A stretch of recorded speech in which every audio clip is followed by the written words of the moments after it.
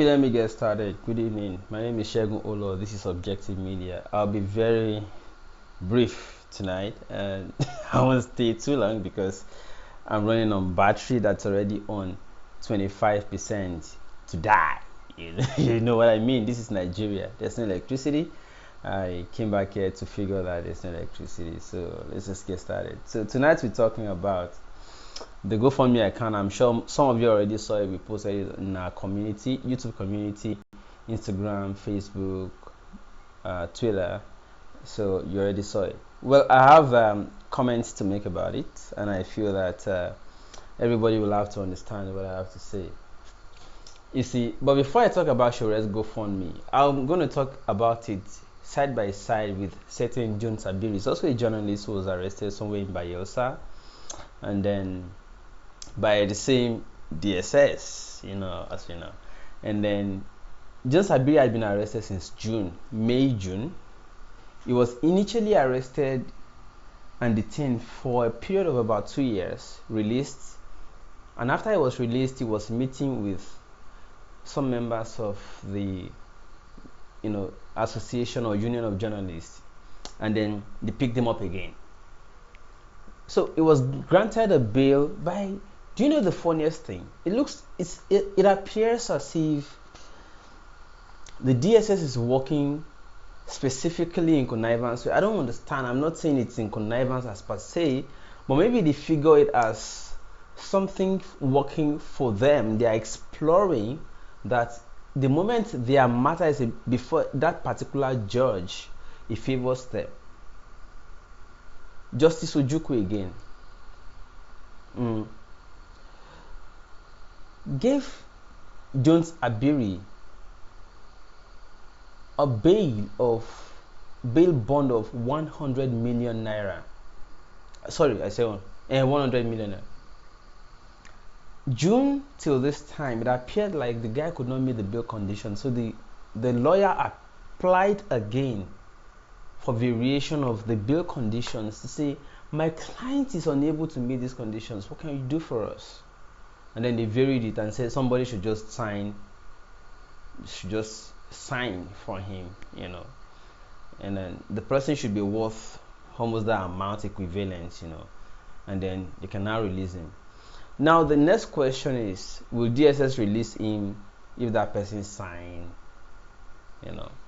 I mean, because the essence of bail bond or bail condition is we want to be sure that this person will not run away. If he will not run away, if this person will not run away, what are the collateral we can hold so that this person will not run away? Because if you are holding this, even if he runs away, this collateral is equivalent of the value of if he runs away. Abi, I'm a small boy. My understanding of the equivalence of bail bond, that's what I'm just interpreting it to be. Now, you slam somebody with 100 million naira bail.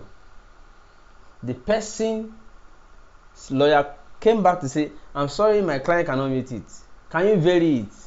Which is, if you have been following my broadcast, I've been saying it for a very long time that I don't think we should just start contributing money to pay 200 million naira. Yeah, I'm not saying we should not contribute 200 million naira like a large fund that should be kept somewhere for Sowore. But 200 million to just go and give a litigation account, because it looked like Justice Ojukwu is just there, like somebody who just wants to be making money for the litigation account, and DSS decided to explore that to be bringing matters that they are interested in before her, because she will definitely slam you with huge millions of naira. I heard from so many lawyers who said they don't like to take matters before her, that whenever it is Justice Ojukwu, they have problem. She will just slam you. She doesn't want to know whether the person is innocent or anything. She will slam you with huge bail conditions. I've heard many lawyers talk about it since this last time I went to court on Friday. So that the moment they heard that it is Justice Ojukwu, they were like, this woman again, we don't like to see her. She slams a lot of money. It's just like she wants to be making huge millions in hundreds of millions for the courts. In any case, then the lawyer then said,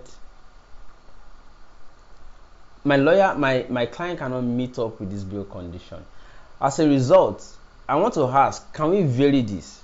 And this same Justice Ojukwu, listen to this, very important. This same Justice Ojukwu varied the condition and said, okay, just wait for somebody who is worth that amount to sign bail bond for you, and that's all. Just to sign and swear affidavit that if you run away, we'll collect this money. That's all. In other words, it's the same thing I've been talking. If you have been following me, I've been saying the legal team of Sowore should approach the court again, and I'm sure that they should be able to do that this week. Approach the court again and say our client is not able to meet this condition because it's too expensive. He has never been in government before. He's never stolen money. Where will he get it from? So vary the condition. If they vary the condition for him, good for him. Guess what will happen? They will vary it. Just look for somebody that's worth that amount, who trusts that Sowore cannot run away. Where is Sowore running to? But that is not to say that the GoFundMe account so set up for Sowore should not continue to receive donations. Because even if the courts was not or were not to be asking for money, there's nothing wrong in Sowore having some amount ready in the account for him in preparation for taking back the country. I'm not against that. But I'm saying we should not be contributing money to go and waste. We should contribute the money, and I'm also interested in paying into it from my own little change. If I don't chop, I chop out of my 10 naira, I chop 8 naira, I remain 2 naira. I won't keep 1 naira for Sowore. It's nothing but because we are all looking for a new country that Sowore is preaching about. Alright? Therefore, nothing wrong with Sowore's GoFundMe account. That's why I decided to publish it also. Let's all come mass together and push money into that account. But then, let the legal team still seek variation. It doesn't look like money you can raise in how many days now. It's a lot of money, and Sowore is not a thief. The funniest thing is that the same day Sowore was granted that bail in the sum of about 200 million naira alongside his co-defendant, the person of Olawale Bakare, popularly known as Mandate. Guess what? That same day, one person, Engineer Boro or General Boro, or what do you call it, was also being granted bail. He had stolen about 970 something million naira in one account. In another account, thousands or hundreds of thousands of dollars. And they gave him a bail the same day, 2 million naira. He will not leave that place before he paid it. I'm sure he would not leave that place before paying that money. Do you understand what I'm saying? That is how bad it is. You are now giving Sowore a bail condition of hundreds of millions of naira. So let us contribute the money and keep, but let the legal team approach the court and seek variation. Alright?